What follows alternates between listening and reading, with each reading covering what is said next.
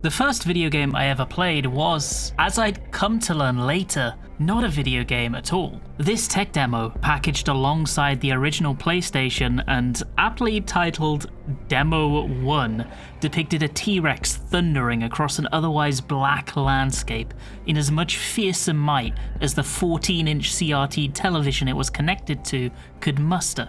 It was intended to show the raw, graphical prowess that Sony's new console was capable of, and at the time was something of a marvel. I say it's not a game because you didn't really play it.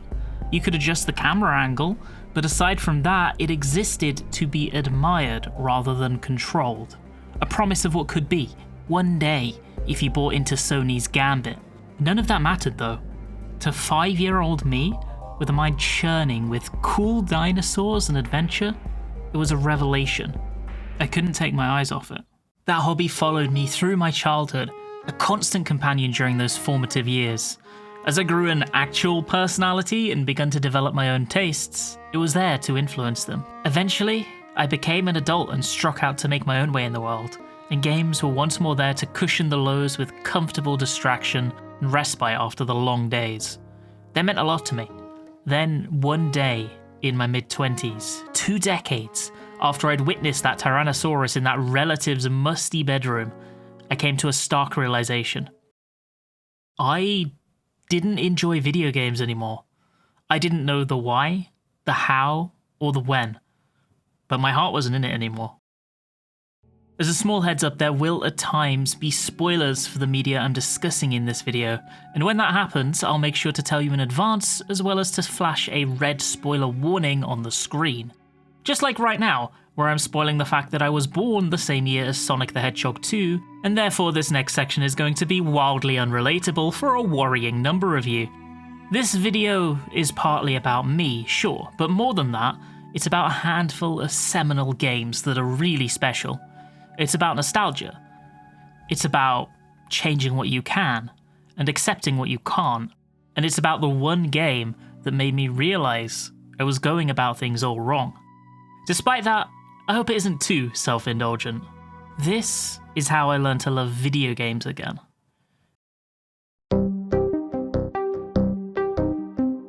The 1990s, whilst only a few decades ago, are so far removed from the world of today that it's hard to properly get a grasp for it. The Berlin Wall had just fallen at the turn of the decade. The very first text message was sent, and the internet began to spring into prominence thanks to the public release of the World Wide Web.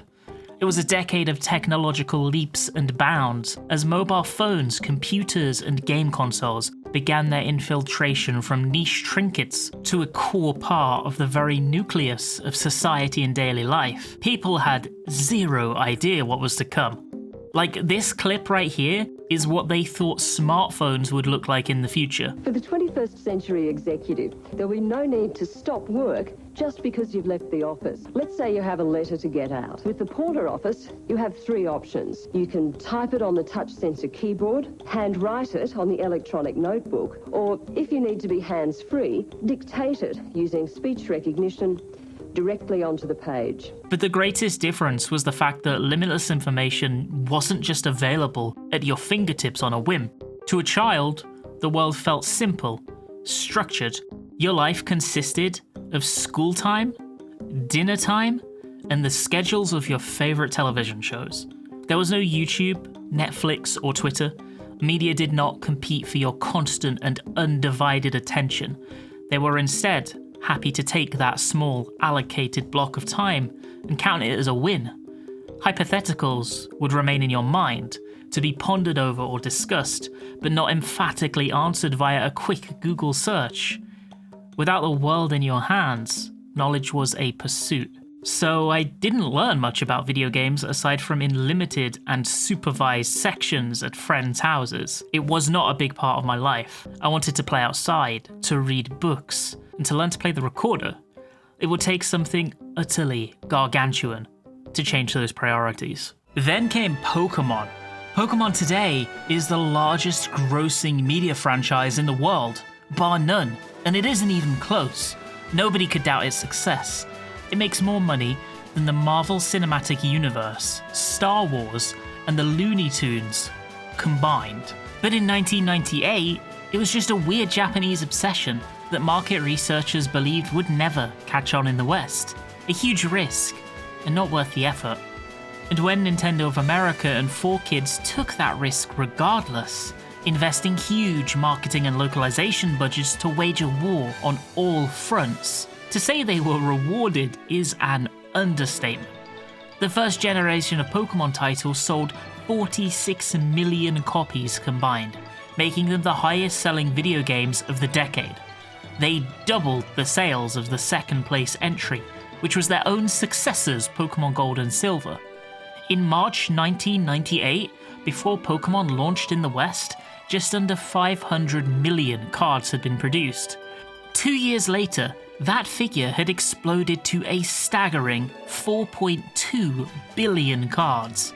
4Kids grew to 30 times their pre-release revenue and was named the fastest growing company in America at the turn of the century by Fortune magazine. It was nowhere, and then it was everywhere, almost immediately. And being 7 years old when it first hit the United Kingdom, I was its prime target. My first exposure to Pokemon came whilst I was watching Saturday morning cartoons. Within minutes, it shifted from background noise to occupying my full attention. This kid was exploring the world. He had the freedom to go where he wanted, to do what he wanted, and the coolest pets I'd ever seen. I yearned to learn everything about this world, how it functioned, and the monsters that inhabited it. After the episode, as the Saturday morning hosts pranced around in poorly made cosplays and reenacted scenes from the show, I ruminated, believing I'd made my own special discovery. It was a moment I'm certain was echoed by a million other 7-year-olds across the country. Within months, Pokemon obsession had become part of the scenery. At school, your social status that day was mostly determined by the rarity of the best trading cards you had on you. When one kid bought in a holographic Charizard, it was gossiped about in hushed whispers for the entire week, the jealousy of the other children palpable. Nobody knew how to play them, but they certainly knew how to collect them. Unfair trading led to tears in short order, and the eventual banning of cards at school, which only served to kickstart a bustling black market. Kids would coordinate bathroom breaks or hide in the corner of the playground to deal their illicit goods, dispersing fearfully when the crowd drew the attention of a teacher. It was common for shops to sell out of their supply on the exact same day that restocks happened, so it became valuable to have an alternative hookup and guard that secret closely. Mine was the local pub, which had taken to keeping a booster box hidden behind the bar for the children of locals to purchase. That was a weird little quirk of Pokemania, funnily.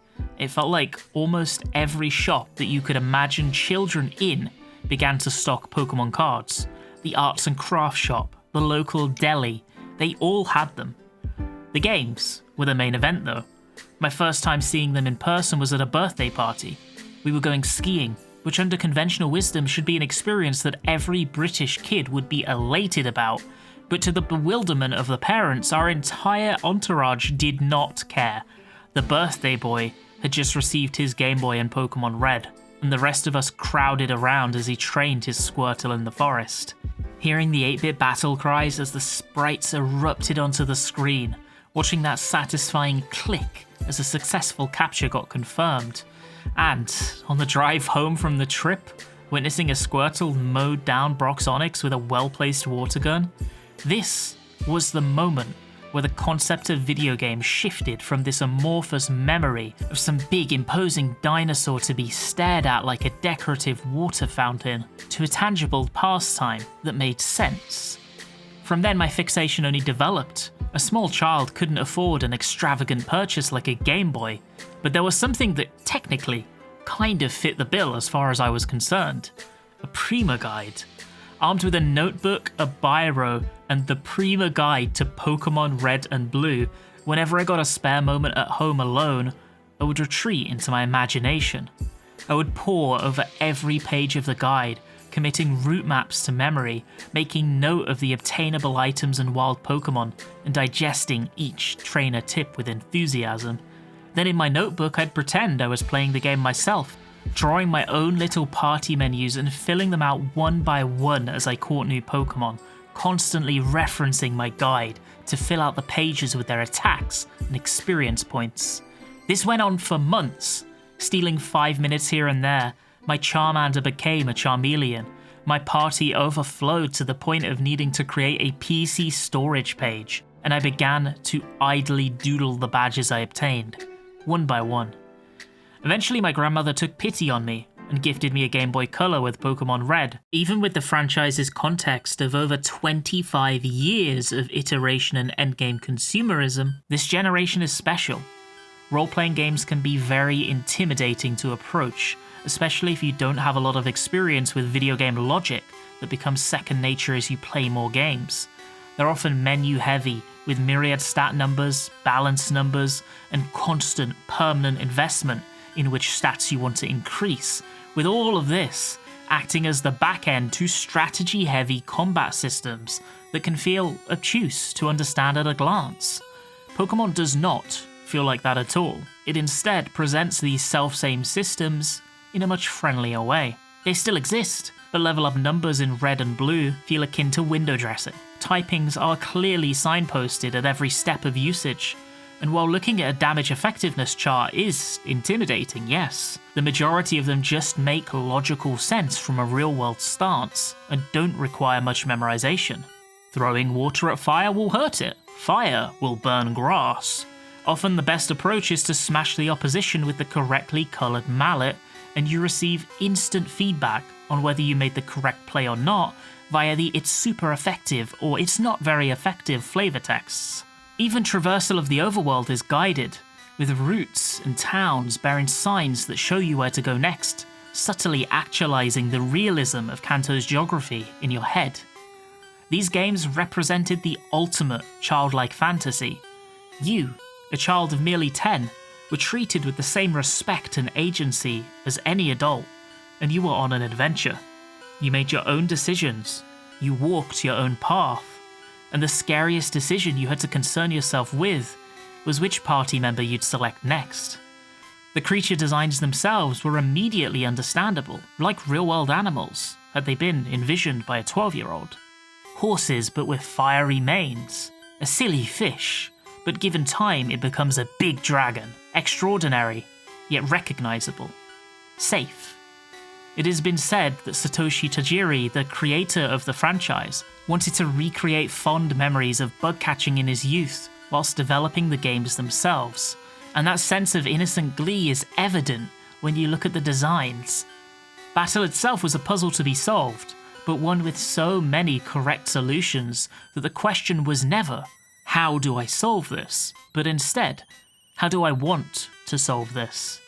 Optimization took a back seat in favour of creativity. Exploration took on this shape as well. The world was vast and interconnected, with constant side paths that would offer tantalising glimpses of rewards just out of reach.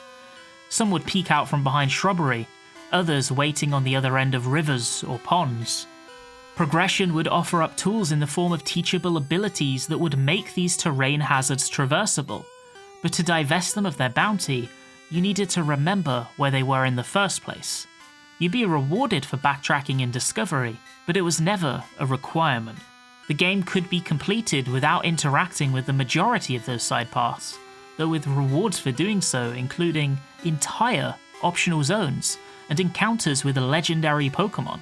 Such attentiveness was absolutely worthwhile. There's a strange coziness in many of your interactions in Kanto. Your rival wants to beat you just because. There is no greater plot afoot, no crime nor world-threatening event to contest with. Just two children competing with one another. Later on, Team Rocket, the villains and primary antagonists, overthrow a company building that you must then free. The leader waits for you at the top, just because he wants to battle.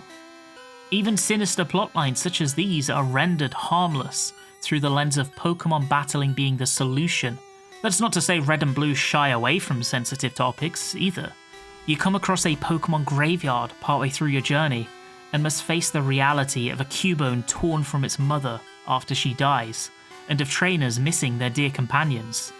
It doesn't aim to sanitize the darkness, but to instill an unshakable sense of goodness in your interactions with the world and its characters. It wasn't concerned with fulfilling a quota, or educating an audience in a particular way. It just wanted to be an enjoyable game. One of my favourite parts of these games is an aspect that is, for the most part, lost to time. Rumours began to spread across the playground like wildfire of secrets in the games, and thanks to it being difficult to find verifiable sources without the internet, you had no way of telling if something was real or made up without testing it yourself. One kid had apparently obtained a special move that allowed him to use any attack in the entire game. Under scrutiny, it turned out to be metronome. Technically true, but wildly exaggerated.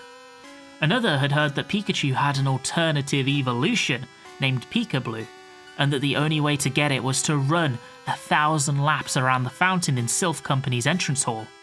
I can personally and very unhappily verify that this one is not true. But the third, and by far most common, was the purported availability of Mew to catch in game, but only if you fulfilled a series of incredulously convoluted instructions. They mostly hinged around some kind of interaction with the SS Anne ship, which set sail and leaves permanently, early in the game.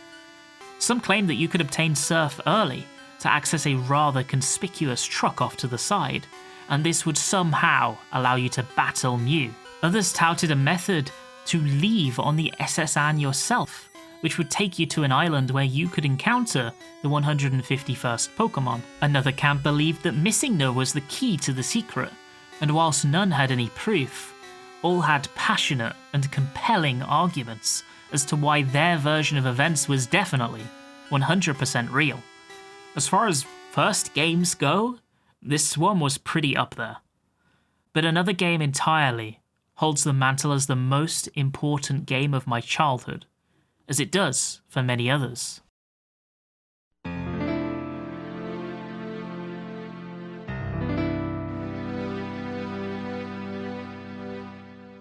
The Legend of Zelda is a special series, and Ocarina of Time is one of the most special games within it. There was a very clear divide between before and after the release of Ocarina of Time in the gaming landscape.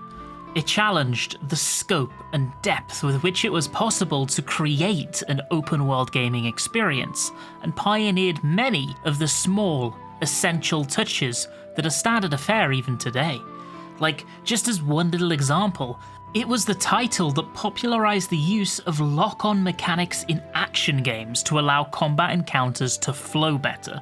But there are hundreds of video essays out there on the internet that deep dive into Ocarina of Time, and today, I'm not here to be the next. It is deserving of the flowers it constantly receives, of that much I fully agree, and it is a truly one-of-a-kind game. But instead of talking about why it's a special game to the world, I instead want to discuss why it's a special game to me. So I had these neighbours that lived 2 doors down in the late 1990s. They were a young couple, likely in their mid-20s at the time, though to me they just categorised under the rather wide umbrella of adults. They were very friendly, and because my house was often unoccupied when I got back from school, they would often take me in for an hour or two in the afternoon.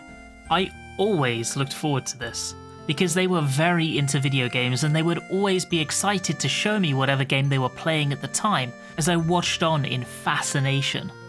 Many of my seminal gaming experiences took place during this time, compartmentalized into these perfect little 90-minute chunks.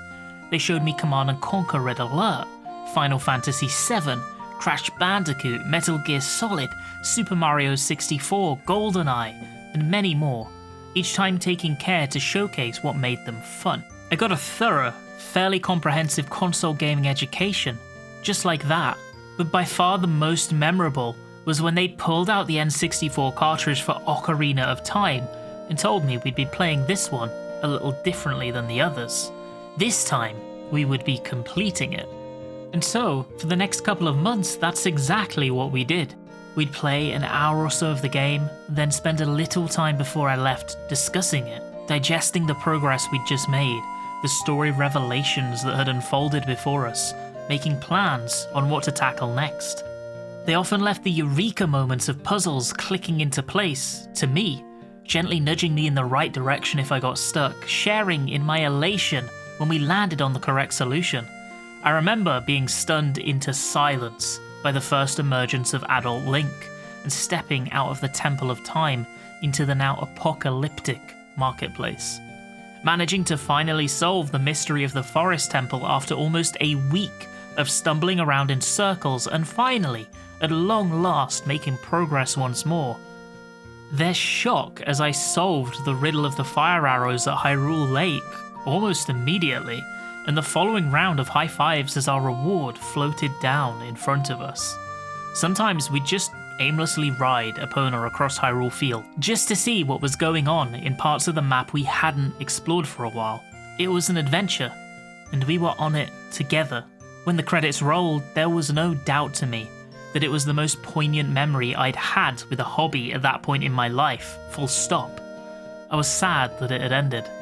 Ocarina of Time was fantastic, yes, but what had been far more important was the experience I had shared, the emphatic discussions we'd enjoyed, and the excitement that I had carried within myself for these moments every day.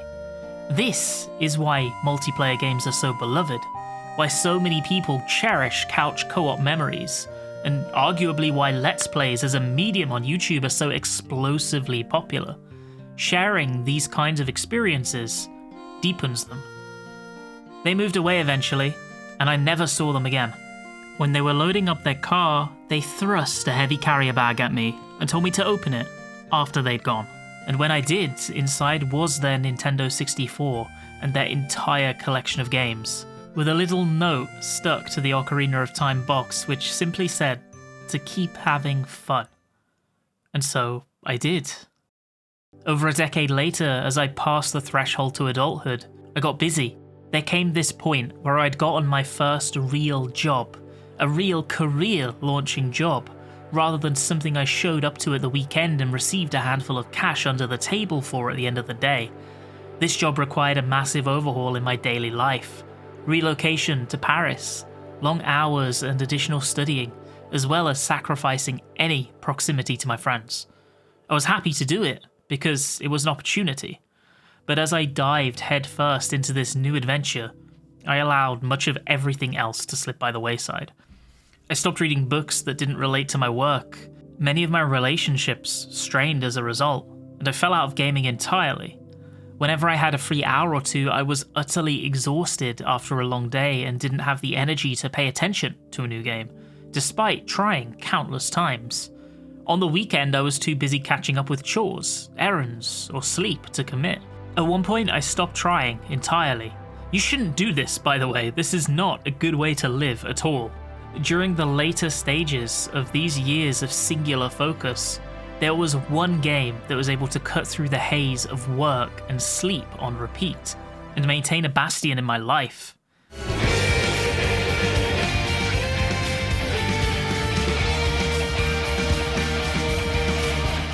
I had never played an MMO before. In fact, most of my previous online multiplayer experiences had come in the form of shooters, like Call of Duty at the behest of school friends.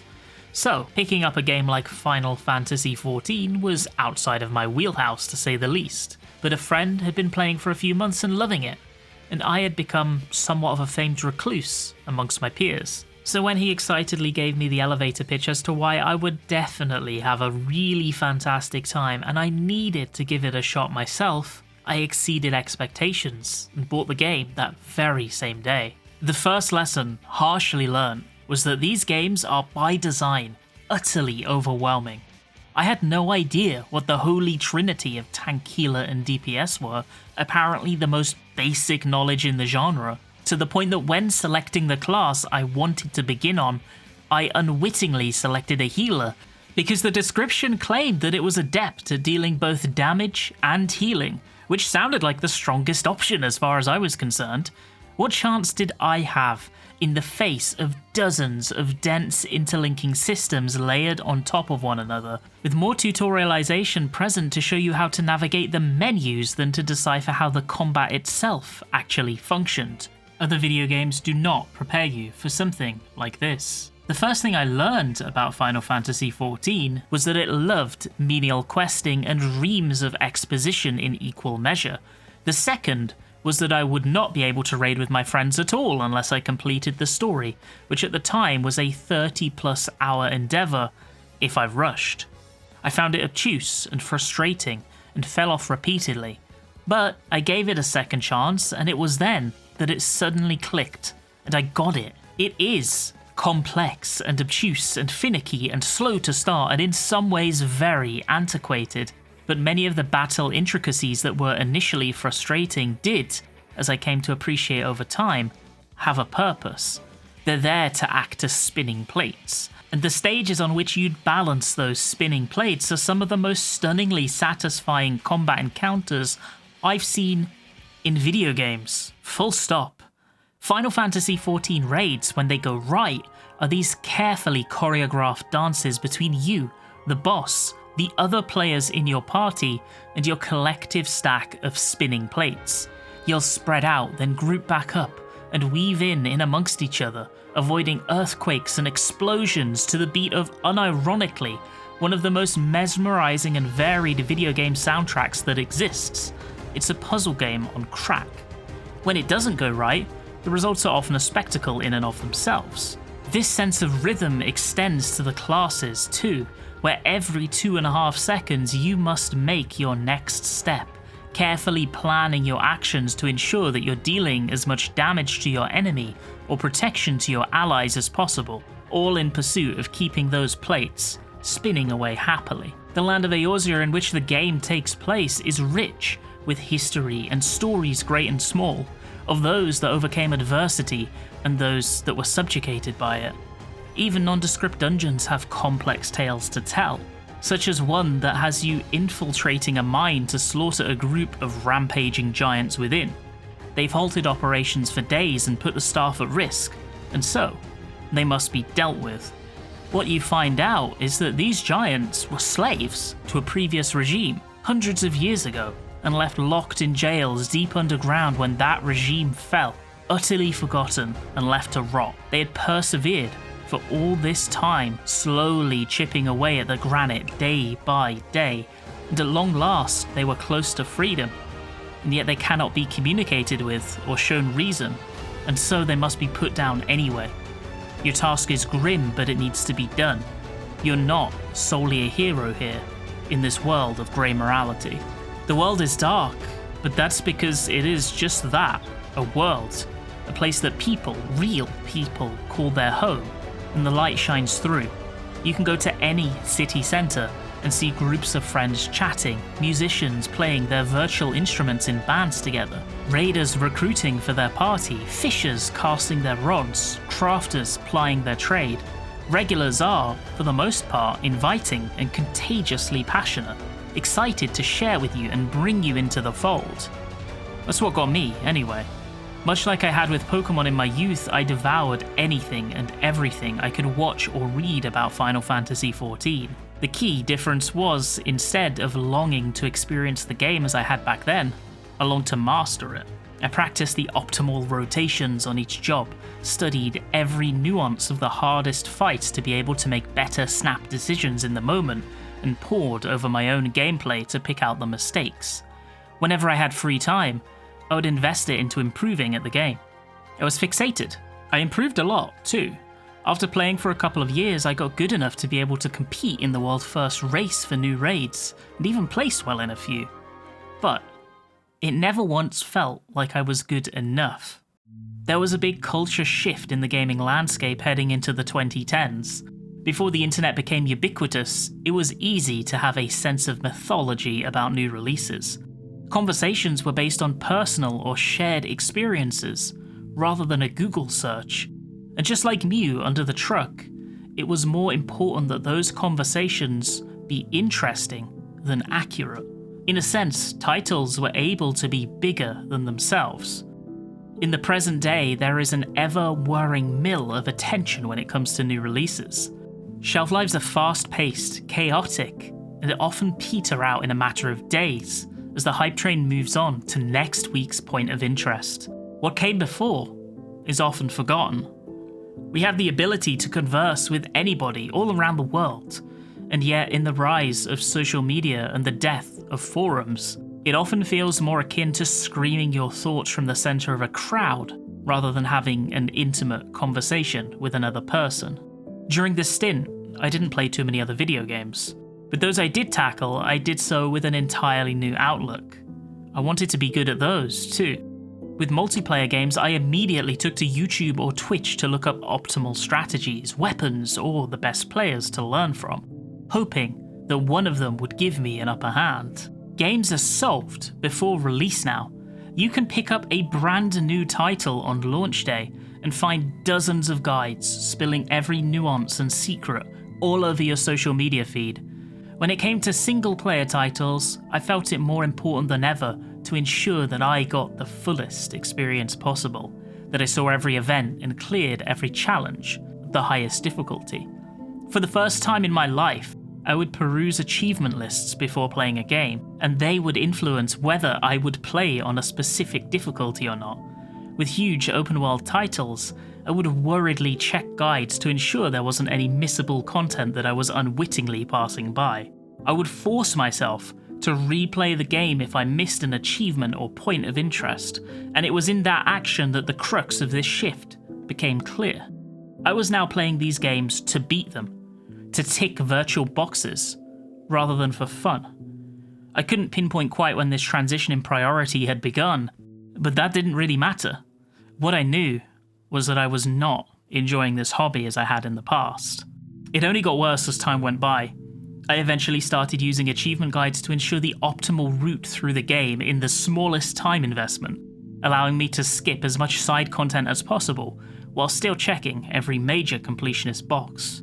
When a new game would release that I was interested in, the first thing I'd do would be to check their achievement or trophy lists, and if it appeared to be a time investment that I couldn't commit to in the near future, I would forgo trying the game entirely. After all, if I couldn't complete it, why would I bother starting it? This limited my library tenfold. Instead of being willing to jump into a huge, exciting world, I would specifically choose games that I knew I could finish in a day or two without interrupting my work schedule. Ones with simple, unimaginative achievement lists that were mostly tied into that initial narrative experience. Those were prime picks. In moments that I'm a little ashamed to admit, I would boot up titles that I had little to no interest in playing, solely because I could complete their achievement lists within a free hour or two. The irony of this is that I never felt a sense of pride or accomplishment from completing these achievements or from attaining 100%. They faded from memory as quickly as I closed the application. There's a psychological term known as the Zeigarnik effect, I'm sorry if I butchered that by the way, that I found fairly interesting that might help to explain that. In the 1920s, a psychologist named Kurt Loewen observed that a waiter in a restaurant had excellent recollections of unpaid orders. Yet once the orders had been paid for, the waiter was rarely able to recall any specific details as they could before. The conclusion they drew was that people remember unfinished tasks much more readily than they can complete ones, due to a level of task-specific tension that is established in the mind the moment active progression of that task is suspended. And tension is certainly the appropriate term to describe what I felt whenever I failed to fully complete an achievement list. There was one specific experience that was my breaking point. Nier Automata is a truly fantastic title, and one that I dived into despite my apprehensions because I had played and enjoyed the previous game in the series years earlier. It tells a poignant story of love and finding meaning in the face of a cold, fickle world, and one that I know for all intents and purposes should have strongly resonated with me. Instead, I was too busy speeding through the game. Watching the cutscenes, yes, but never stopping to take in the scenery or appreciate the ambient world building, avoiding side quests and character building because they were not marked on my predetermined map of point A to point B. In Nier, when you're close to the end of the main plotline, you gain the capability to purchase achievement unlocks from the merchant. So I simply sold all of my items and consumables, bought as many as I could, then reloaded my save and repeated this until I'd unlocked everything. I had a title in front of me that was the new sequel in a series I had adored, with rampant critical and consumer acclaim, and I'd been thoroughly enjoying my time with it as well. And instead of soaking in that experience and making the most of my time with it, I was more concerned with getting it over and done with in the name of efficiency. That was the moment I alluded to at the beginning of this video. The stark realization that the hobby that had brought me so much joy and friendship was one that I couldn't enjoy anymore. Maybe I'd outgrown it. Maybe those years of focusing so obsessively on my career had rendered me unable to spend time for the sheer enjoyment of it. Either way, I stopped trying. From there, I mostly only played multiplayer games when friends asked me to. They were just easier to pop on after a long day, requiring the barest minimal attention and investment. I played and finished very little. Titles released that caught my interest, and yet I wouldn't give them a shot. A reminder of how mercurial my gaming habits had become was the last thing I needed. I didn't want another Nier Automata. I learnt the hard way that solved games were much less fun, and that discovery was by far a greater thrill. There is, of course, a but then moment here, based on the remaining runtime of this video, though my but then moment didn't appear like a Deus Ex Machina plot mechanic to save the day the moment I needed a good kick up the arse. Instead, it had been sat there waiting for me the entire time, a game constantly recommended to me by friends that, like everything else, I dismissed. But late last year, on a whim, I booted up Chrono Trigger.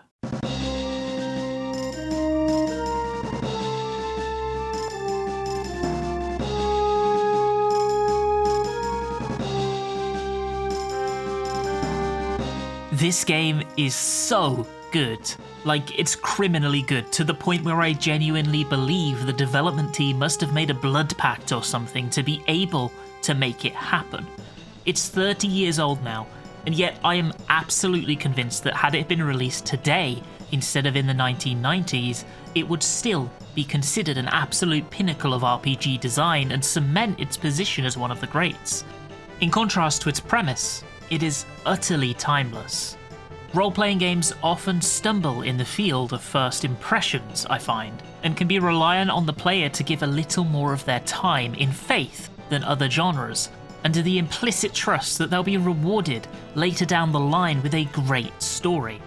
Staggeringly slow exposition dumps and conveyor belts of character introductions are the death of my desire to continue. Chrono Trigger does not suffer from this problem, though. The title screen gives way to your mother waking you up and sending you off to the fair to see your friend's new invention, and then that's it, you're on your way. In 15 minutes, it establishes a world you want to understand, introduces a vibrant playable cast with immediate chemistry, and drives the plot forward onto your adventure. None of this feels rushed either. The town square is vibrant and full of life, villagers racing one another and fair games lining the cobbles, a little girl weaving between the bustle searching for her cat. As you're taking in the ambience, you bump into a girl, Marl, knocking the pendant that was clasped firmly in her hand to the floor. You retrieve the pendant, help her up, and make your introductions, and she explains that she's not a local and would love to follow you around for a bit, if you'll have her. You mill past attractions together, making a beeline towards the corner where your friend has a stall. At one point, Marl takes a small detour for some candy, and you gently nudge her onwards. Your friend, Luca, and her father have finally completed what they claim to be a teleporter, and excitedly usher you on to test it. Unbelievably, it works.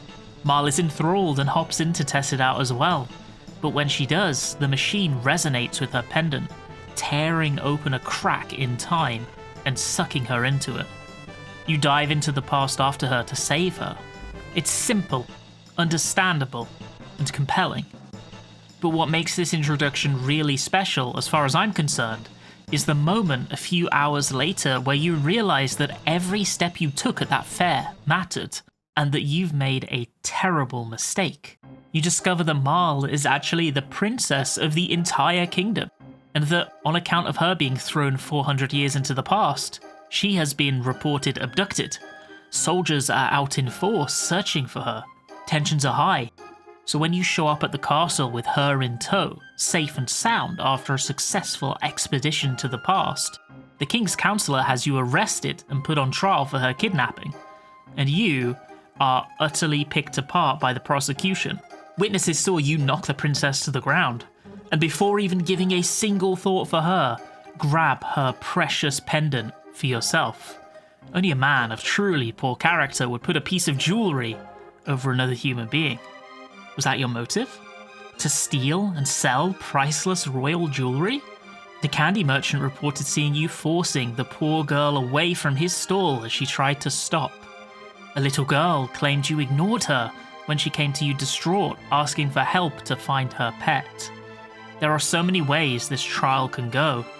Moments that you would have played through an hour prior with complete nonchalance are brought back up and stuck underneath a magnifying glass, and you're vilified for them. And whether you have enacted enough unwitting good deeds to be found innocent or not by the jury in the end, it doesn't matter. The Chancellor will not let you walk free.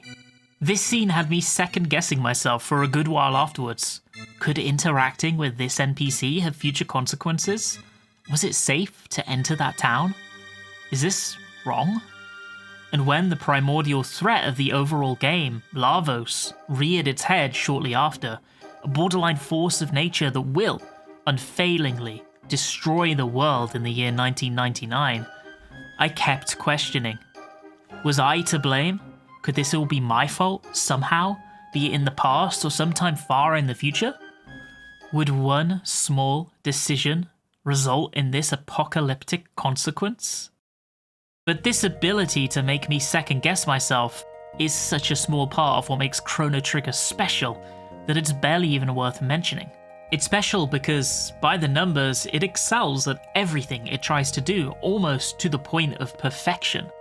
Speaking of by the numbers, I suppose it can be considered a standard by the numbers JRPG, but that's only the case because it established many of those numbers in the first place. It has gorgeous art and animation, one of the most memorable soundtracks of all time, and possesses one of the easiest to understand, most heartfelt and engaging time travel stories I've ever seen. The Kingdom of Guardia isn't huge.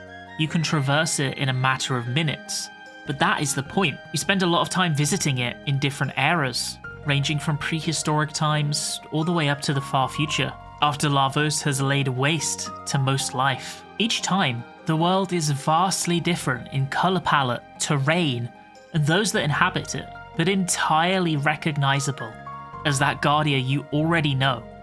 It becomes a character, growing with you as you travel. You see small camps flourish into cities, and then crumble into dust. Witness the fate of entire bloodlines and become acutely comfortable with your ability or inability to create the wings of change in this ever-evolving kingdom. You inhabit this world the entire time, too. Even in battle, there's no transition to an individual area, no random encounter black screen effect, more akin to an action game than a turn-based RPG. Monsters have their place, just as you do, and they too are charming and full of life, sporting goofy little expressions or imposing animations as you approach. Combat is turn-based, but not. You have a passively charging ATB gauge, reminiscent of past Final Fantasy games, and when it feels that character may take an action, but on the default settings the game does not pause when that gauge fills, nor when you're choosing which attack to use. You are rewarded for swift, decisive judgment, and punished for going ahead without a plan. You can turn this off, but I found it really interesting conceptually, so most of the time I kept it on. Spatial awareness also matters, as different abilities can not only split into single target and AoE, but also varied shapes of AoE, such as the line-shaped flamethrower. Alongside the standard magical and physical attacks, there are also double and triple techs, making use of 2 or 3 party members' ATB bars simultaneously. These are often more powerful than the sum of their parts, but leave you exposed and open to retaliation whilst you wait for those bars to fill once more. It's all very simple to understand, but engrossing to strategize with.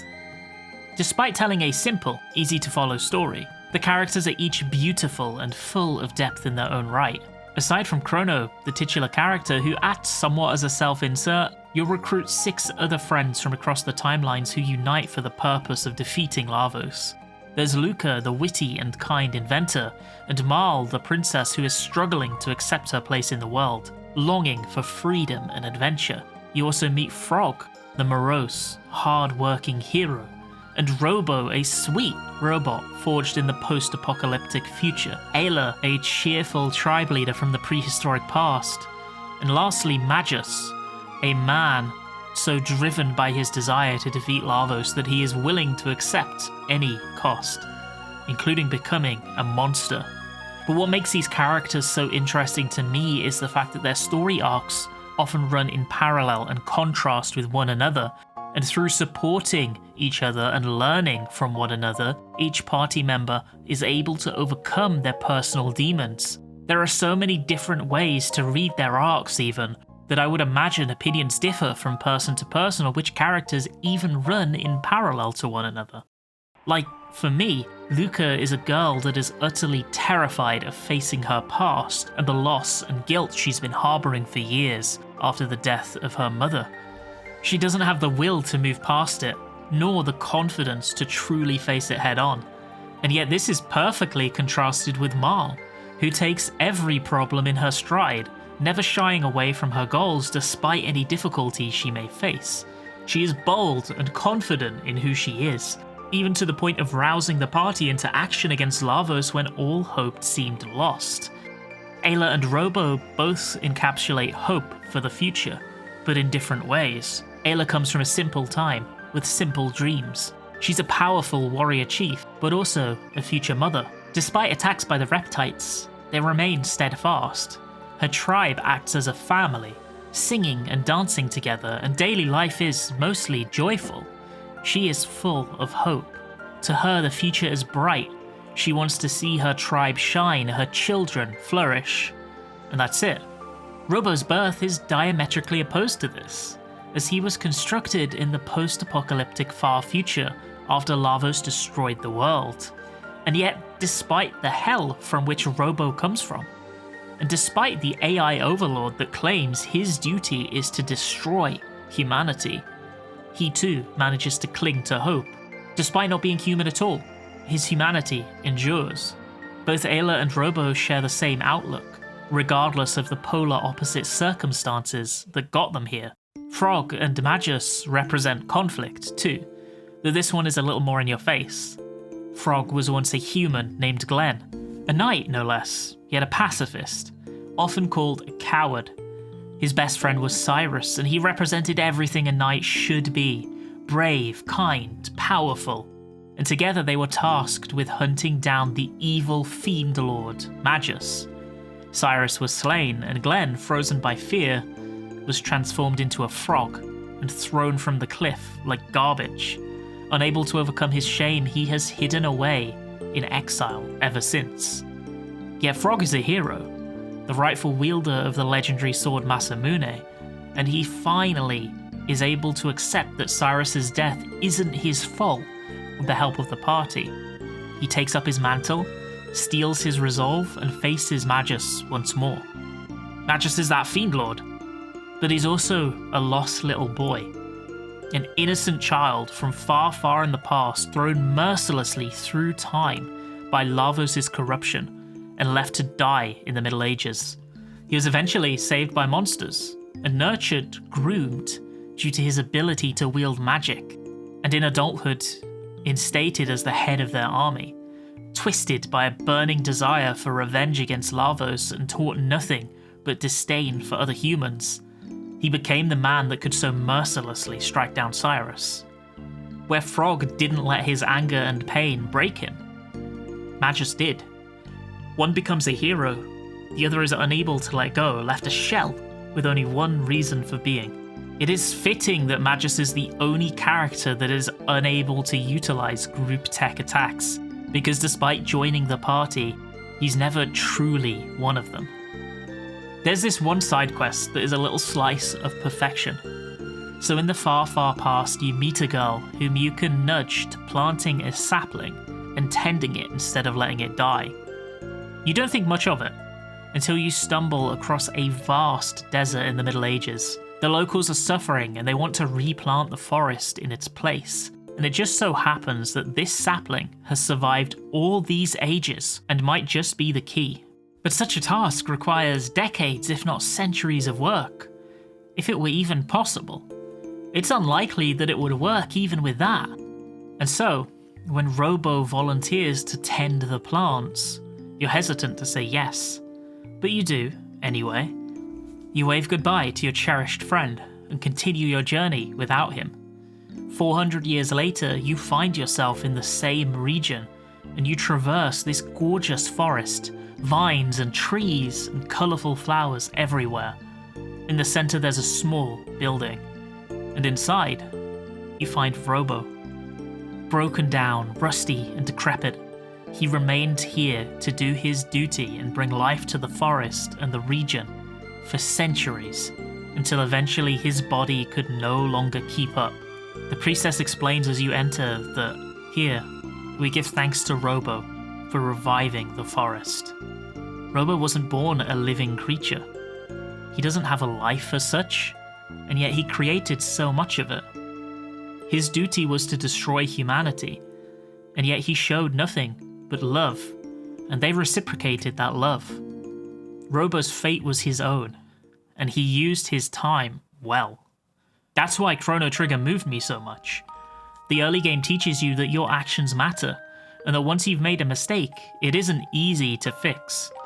That trial gives you a fiercely memorable lesson that you need to tread carefully, and that even an act as slight as deciding to salvage a pendant before taking a hand can influence your experience in as meaningful a way as the main narrative. Despite being able to time travel, you can't just hop back in time and correct your errors. That's okay though, because you're supposed to make them. Part of growing is making mistakes and learning to understand that sometimes you cannot change the outcome and must instead learn to deal with the repercussions. But that isn't the be-all and end-all. As the bonds of your party grow, as their resolve hardens, as they fight through trial and error and hurdle after hurdle, as Lavos eludes and defeats them time after time after time, even to the depths of Chrono himself being killed, they never give up on hope for a better tomorrow. That seed endures, it grows, and they change fate. I've played and finished upwards of 5 games since Chrono Trigger. I didn't force myself to go back for a repeat playthrough to finish off the achievements. Completionism didn't matter. I had a great time. Then I uninstalled and didn't feel an ounce of guilt in doing so. That mental block is gone, finally. Being the best does not matter. I didn't need to master games, to collect achievements, to optimize my path through life at the cost of my own enjoyment. The thrill of accidentally triggering that boss unprepared, of getting out by the skin of your teeth anyway. The tale you weave yourself through your lived-in experiences, struggles, and triumphs in that world at that time are worth so much more than one that anyone else would piece together. It is enough to simply be, to nurture that sapling through the good days and the bad, knowing that the good times will follow when the time is right. You only get to play a game for the first time, once. You can't get that wonder of a new experience back, no matter how hard you try. Would that cherished Fire Arrow memory have stuck with me for over 20 years had it come from a guide, rather than a random spark of brilliance? Would we have high-fived and spent the entire evening discussing how cool it was? Playground discussions about Pokemon wouldn't have gotten half as passionate if we could just Google every secret in the game. The mythology we created ourselves was a key part of what made it so fun. Discovering those special moments that stun you feels so much better than letting a guide do it for you. What I saw in that silly 3D dinosaur tech demo all those years ago was right on the money.